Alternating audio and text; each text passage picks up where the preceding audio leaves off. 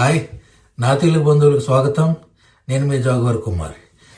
ఈ వీడియో ఎవరిని ఉద్దేశించింది కాదు, అలాగే ఎవరిని కించపరచడానికి కాదు. ఈ వీడియో నాకు కొంతమంది తమ్ముళ్ళు కామెడీ మెసేజ్లు పెడుతున్నారు.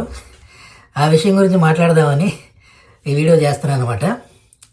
అయితే ఆ తమ్ముళ్ళు ఏం మెసేజ్ పెడుతున్నారంటే, అన్న మేము భయ్యా సన్నీ యాదవ్ మాట విని బెట్టింగ్ యాప్స్లోనూ అలాగే అకౌంట్స్ ఓపెన్ చేసి చాలా పోగొట్టుకున్నాం అన్న, ఇరుక్కుపోయాం.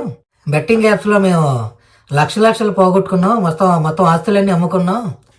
అలాగే భయ్యా సన్నీ యాదవ్ అకౌంట్లు ఓపెన్ చేయించాడు, ఆ అకౌంట్లు క్లోజ్ అవ్వట్లేదు. డైలీ ఆ అకౌంట్లోంచి డబ్బులు కట్ చేసేసుకుంటున్నారు, అయ్యేం క్లోజ్ అవ్వట్లేదు. అలాగే బెట్టింగ్ యాప్ల నుంచి బయటపడలేకపోతున్నాం, లక్షల రూపాయలు పోగొట్టుకున్నాం. అతని మాట విని దయచేసి మేము పాపర్లు అయిపోయాం, పేదోళ్ళు అయిపోయాం, దయచేసి కొంచెం సహాయం చేయండి అన్న, హెల్ప్ చేయండి, మీరే హోపు, దయచేసి హెల్ప్ చేయండి అని అడుగుతున్నారు. అది నిజంగా నాకు చాలా కామెడీ అనిపించింది. ఇప్పుడు కామెడీ పక్కన పెట్టి సీరియస్గా మాట్లాడుకుంటే, భయ్యా సన్నీ యాదవ్ ఎవరో నాకు తెలియదు, నిజంగా తెలియదు. నాకు అప్పుడప్పుడు యూట్యూబ్లో సజెషన్స్ వస్తూ ఉంటాయి, అంతేగాని పూర్తిగా అతని వీడియోస్ ఎప్పుడు ఓపెన్ చేయలేదు నేను. ఎందుకంటే నాకు ఈ బైక్ రేసింగ్ అంటే ఇష్టం ఉండదు. నాకు కార్లు రేసింగ్ చేసేవాడిని, కార్లు అలాగే కైట్, ఆకాశంలో ఎగిరి కైట్స్ రేసింగ్ చేసేవాడిని ఆ లొగాన్స్లో స్వాతలు ఉన్నప్పుడు. అంతేగాని బైక్ రేసింగ్ నాకు ఇష్టం ఉండదు. ఒకటి మా తమ్ముడికి యాక్సిడెంట్ అయిన తర్వాత బైక్ జోలికి వెళ్ళలేదు, బైక్ ముట్టుకోలేదు. బైక్ రేసింగ్లు అంటే నాకు ఇష్టం ఉండదు. సో అందుకు నేను అతని వీడియోస్ నేను చూడలేదు, ఎప్పుడూ ఒక వీడియో కూడా ఓపెన్ చేయలేదు. అతను ఎవరో నాకు పూర్తిగా నాకు ఐడియా లేదు, వెంట వరకు నేను. అయితే ఇప్పుడు పాయింట్కి వస్తే, భయ్యా సన్నీ యాదవ్ ఏదో డబ్బుల కోసం బెట్టింగ్ యాప్స్ చేశాడు అనుకోండి, ప్రమోట్ చేశాడు అనుకోండి. అది వినేసి మీరు అంత ఈజీగా ఆలోచించకుండా, తెలివి లేకుండా, బ్రెయిన్ లేకుండా, పూర్తిగా ఆలోచించకుండా అంత ఈజీగా ఎలా ట్రాప్లో పడిపోయారు? మీరు గుడ్డెది చేల్లో పడినట్టు వెళ్ళిపోయి ఎలాగన్ని లక్షలు కట్టేశారు. ఇది వింటానికి కూడా చాలా కామెడీగా ఉంది కదా. ఎలా కట్టేస్తారు అంత ఈజీగా? ఒక సోషల్ మీడియా ఇన్ఫ్లుయెన్సర్ ఏదో చెప్పాడు అనుకోండి, దాన్ని ఈ చెవితో విని ఈ చెవితో వదిలేయటం అంతే. అంతేగాని దాన్ని ఫాలో అయిపోయి ఎలాగన్ని లక్షలు పోగొట్టుకుంటారు?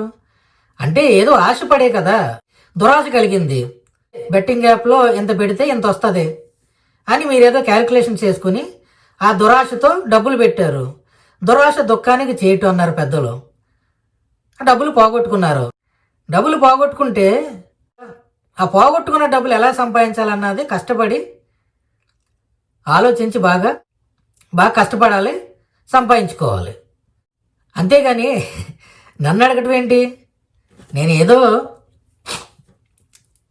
చాలా కోట్లు పోగొట్టుకుని చాలా కష్టపడి, ఎంతో కష్టపడి ఒక్కొక్క మెట్టు ఎక్కుతున్నాను. ఈ ట్రావెలింగ్ ప్లాన్ చేసుకున్నానంటే 10 నెలల్లో కష్టపడి సేవింగ్స్ చేసుకుని ఆ డబ్బులు జాగ్రత్తగా తీసుకోవచ్చు. ఇక్కడ కార్డులు తీసుకుంటానికి అన్నిటికి సేవింగ్ చేసుకుని ఆ డబ్బులతో జాగ్రత్తగా ఒక్కొక్క రూపాయి లెక్కేసుకుంటూ, ఎవరి దగ్గర చేయి చాచి అడగకుండా ఏదో లెక్కేసుకుంటూ, నేను ఏదో ఈ హాస్టల్స్లో వాటిలో ఉంటూ స్లోగా నేను ట్రావెలింగ్ చేసుకుంటున్నాను.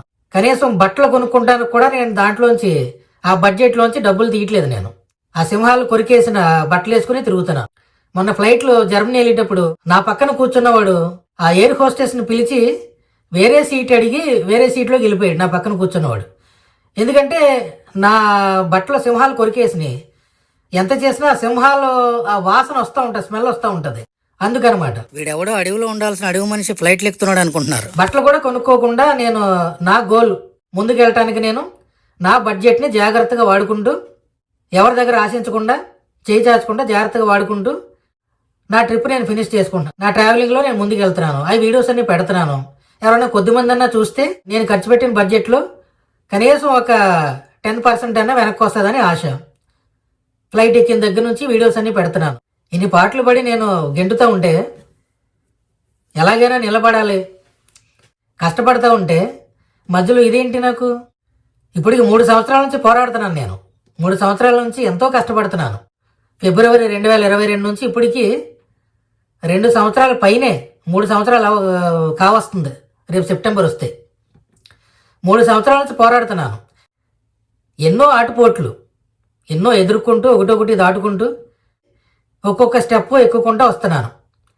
ఇంకా 2-3 సంవత్సరాలు పడుతుంది నా వైల్డ్ లైఫ్ ప్రాజెక్ట్ అన్నీ సెటిల్ అయ్యి నేను సెటిల్ అయ్యి ఒక మినిమం స్టేజ్కి రావడానికి ఇంకా 2-3 సంవత్సరాలు పడుతుంది. ఇంకా 2-3 సంవత్సరాలు నాకు పోరాటం ఉంది, ఫైటింగ్ ఉంది. ఒక్కొక్కటి ఎక్కుకుంటూ వస్తూ ఉంటే మధ్యలో ఇదేంటి తమ్ముడు, మీరు మోసపోయారు, అజ్ఞానంగా ఆలోచించకుండా మోసపోయారు. ఓకే, పెట్టారు, మోసపోయారు. స్వామి వివేకానంద చెప్పినట్టు మన లైఫ్ని మనమే డిజైన్ చేసుకోవాలి.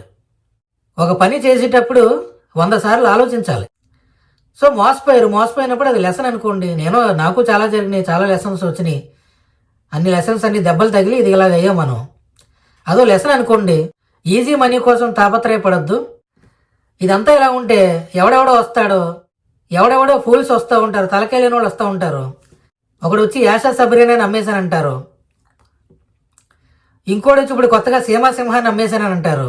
ఎవడు ఇష్టం వచ్చినట్టాడు ఇలా మిస్ఇన్ఫర్మేషన్స్, ఫాల్స్ ఇన్ఫర్మేషన్స్ ఇచ్చేస్తున్నారు. అసలు ఎవర్రా మీరంతాను? ఇదే నేను అనుకుంటూ ఉంటాను. అసలు ఎవరు వీళ్ళంతా? ఎవడు ఇష్టం వచ్చినట్టు వాళ్ళు మిస్ఇన్ఫర్మేషన్స్, రాంగ్ ఇన్ఫర్మేషన్స్ ఇచ్చేస్తున్నారు. నేను చాలాసార్లు చెప్పాను. నేను వైల్డ్ యానిమల్స్ని అమ్మటం, కొనటం అంత చట్టరీత్యా నేరం. అది దానికి చాలా ప్రాసెస్ ఉంటుంది. అది మనలాంటి వాళ్ళకి అవ్వదు, అది మనలాంటి వాళ్ళకి కాదు. అయినా నేను ఎంతో ప్రేమగా పెంచి అమ్మేయటానిక? అవి సెటిల్ అవ్వాలి, సౌత్ ఆఫ్రికా వెళ్ళి అక్కడ హ్యాపీ లైఫ్ లీడ్ చేయాలని ఒక రిహాబ్ సెంటర్లో పెట్టి ప్రాసెస్ చేస్తున్నాను. దానికి అంతటికీ నేనే ఖర్చు పెడుతున్నాను. అలాగే కొంత వాటి పోషణ కూడా నేను కొంత పంపిస్తున్నాను. మరి ఆశా సబ్రీన్ లాగా ఎక్కువ కాదు, కానీ వాళ్ళు కొంత పెట్టుకుంటున్నారు. వాళ్ళకి వచ్చి డొనేషన్స్తో. నాకు డొనేషన్స్ సపోర్ట్ ఎలా లేదు కాబట్టి నా ఇన్కంలోని 20% పంపిస్తున్నాను. నా యానిమల్స్ గురించి నేను చూసుకుంటాను. మీరెవరు మధ్యలో వచ్చి మిస్ఇన్ఫర్మేషన్స్, రాంగ్ ఇన్ఫర్మేషన్స్ ఇవ్వడానికి? యాషా సబ్రీనా అయినా సీమాసింహ అయినా నా పిల్లల లెక్క, నేను చూసుకుంటాను. మీరెవరు మధ్యలో వచ్చి ఇటువంటి ఫాల్స్ ఇన్ఫర్మేషన్స్ ఇస్తున్నారు జనాలకి? దయచేసి అని మానుకోండి. ఏం చేయాలో నాకు బాగా తెలుసు. ప్రతిదానికి నాకు డాక్యుమెంటేషన్ ఉంది, డాక్యుమెంట్స్ ఉన్నాయి, నాకు లైసెన్సులు ఉన్నాయి. అలాగే అక్కడ రిహాబ్ సెంటర్లో పెట్టామంటే దానికి డాక్యుమెంట్ ఉంది. అలాగే యాషా సబ్రీనా అక్కడ పెట్టామంటే దానికి డాక్యుమెంట్ ఉంది. అన్నిటికీ ప్రతిదానికి లీగల్ డాక్యుమెంట్స్ ఉన్నాయి, నాకు లైసెన్స్లు ఉన్నాయి. నాకు వైల్డ్ లైఫ్ చారిటీ ఆర్గనైజేషన్ ఉంది. మీకంటే కొన్ని 100 రెట్లు బెటర్గా నాకు తెలుసు, నేను చూసుకుంటాను. దయచేసి లేనిపోయిన సజెషన్స్, లేనిపోయిన అలిగేషన్స్ చేయొద్దు. ప్రజలకి మిస్ఇన్ఫర్మేషన్, రాంగ్ ఇన్ఫర్మేషన్ ఇవ్వద్దు. యూట్యూబ్ రూల్స్ ప్రకారం ఒక వ్యక్తి మీద లేదంటే ఒక ఆర్గనైజేషన్ మీద రాంగ్ ఇన్ఫర్మేషన్ ఇస్తూ కామెంట్స్ పెట్టినా, రాంగ్ ఇన్ఫర్మేషన్ ఇచ్చినా రూల్ ప్రకారం ముఖం పగిలిపోయేటట్టు బ్లాక్ చేసి ఆప్షన్ యూట్యూబ్లో ఉంది. యూట్యూబ్ రూల్ ప్రకారం ఇలాగా మీరు మళ్ళీ ఇలాగ మిస్ఇన్ఫర్మేషన్స్, రాంగ్ ఎలిగేషన్స్ చేస్తే ముఖం పగిలిపోయేలాగా బ్లాక్ చేయడం జరుగుతుంది.